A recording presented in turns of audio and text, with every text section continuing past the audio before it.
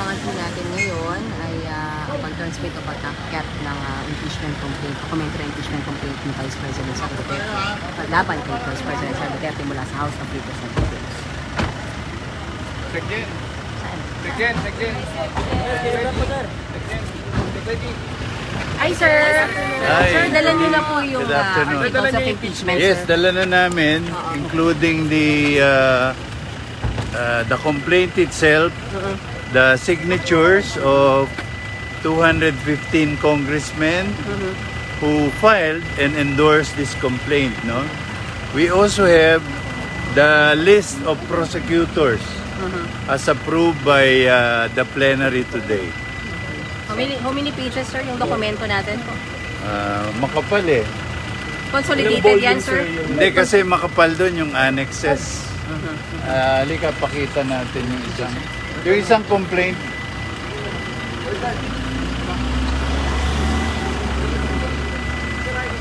Ito yung isang kopya ng Sir, complaint. patingin din dito sir, dito sa camera sir. Okay. Yan, dito. Yan, sir.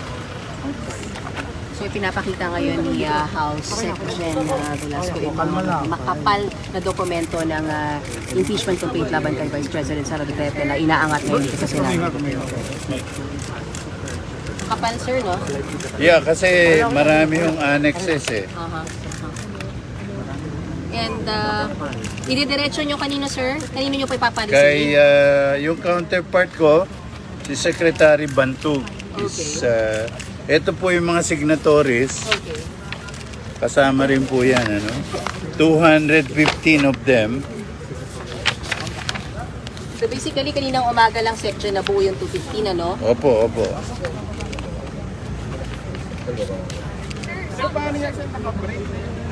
Mag-break. So, ayan po, 215. Well, depende na po sa Senado yun. We will respect whatever decision they have. Pero yun po, it's their constitutional duty to act on this impeachment complaint. Yes. Pero sir, meron daw possibility na sa June pa nila ma-aksyonan dahil nga naka-break? Pwede rin po, pwede naman sila kung mag-convene ng court even during the break, no? Because this is a non-legislative function of the Senate. Pero sir, kailangan pong idaan mo lang sa plenary today, pero wala yan sa agenda. Wala po yata, hindi ko sure po. Sir, umaga pa lang nakipag-coordinate na kayo sa Senado, no? On the possible transmittal. Does that mean kaninang umaga pa lang, sir? May 100 plus na po? Hindi, kaninang after lunch ko tinawagan yung counterpart ko when we're sure na makukuha na yung numbers. Okay. During that time, ilang signature? Niyo, sir? Pasensya na po. Na dadaling ko na yung impeachment complaint endorsed by at least 1/3, no? Ngayon po, more than 1/3. This is about 70% po of the House members of 306 members. 215 po yung pumirma at sila po na rin acted as complainant dito sa complaint. So, nung itinawag po ninyo kaninang tanghali kay Attorney Bantug, Senate Opo, Secretary, ay na- ilan po yung pirma nun kaninang tanghali? Na po, lagpas 102 na. Kaya po certain kayo na dadalhin dito, kaya may po. coordination. Nung lumagpas na po ng 102, we were certain na we can now enforce the impeachment complaint kasi beyond 1/3 na yung boto. Pwede pong pa-explain lang, sir, ano po, pakilaraman ko, ano po yung dala ninyo ngayon dito? Sir,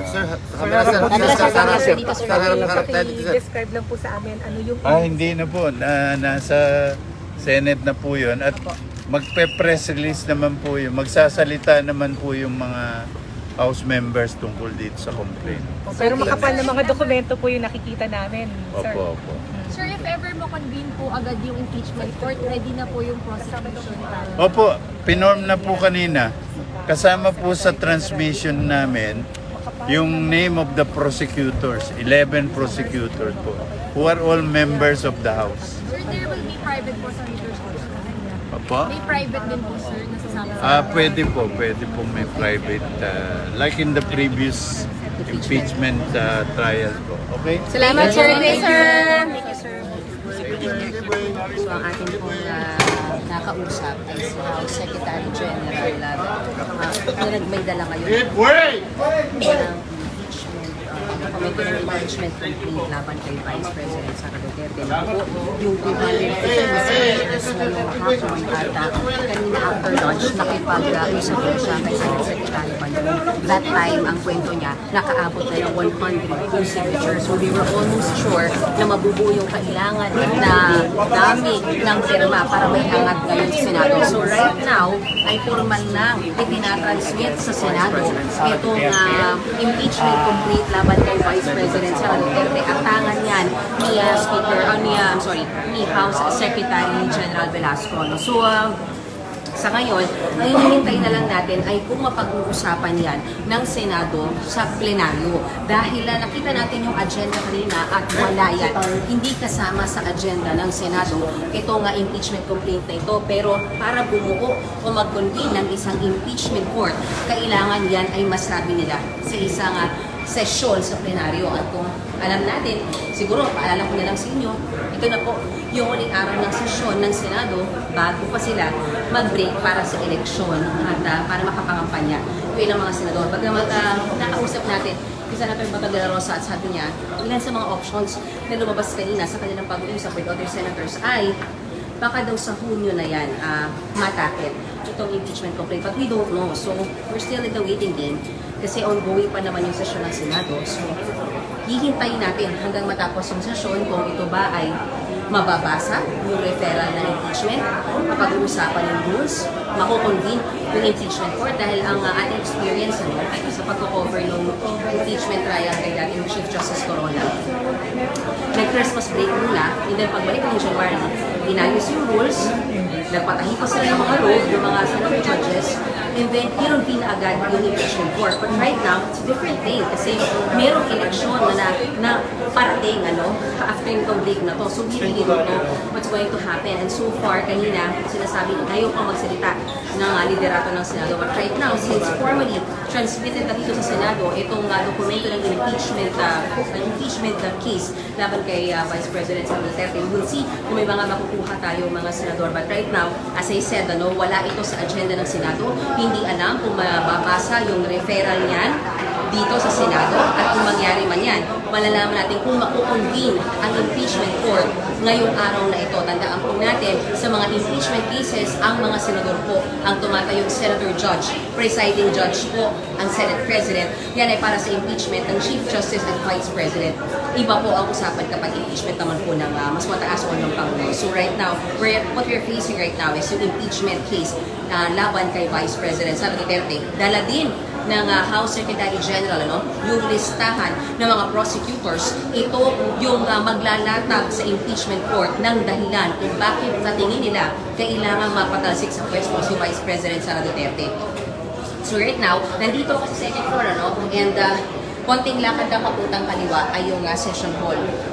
Ongoing yung session ng mga senador, yung ibibigay na dokumento for the impeachment case na naman kay VP Sara Duterte, doon sa 6th floor, sa office ni Senate Secretary Bantug, ibibigay yun. So, ako po si Mean Los Baños, ang senior news correspondent ng TV5 at nag-cover dito sa Senado. Magbabalik po ako para sa update. Kaugnay pa rin po ng impeachment case laban kay VP Sara Duterte. Magandang hapon po.